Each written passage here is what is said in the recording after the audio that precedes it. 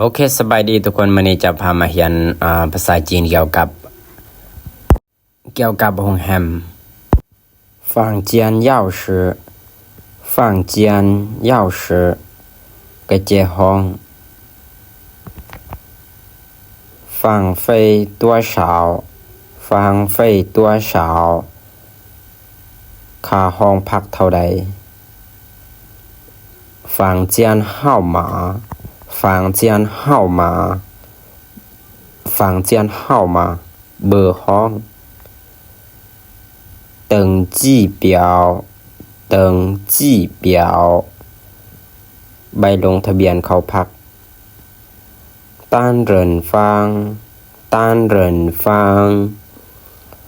ห้องเตียงเดียว请签名请签名请签名กรุณาเซ็นชื่อ谢谢谢谢大家为了关注我โอเคสบายดีขอบใจสำหรับการ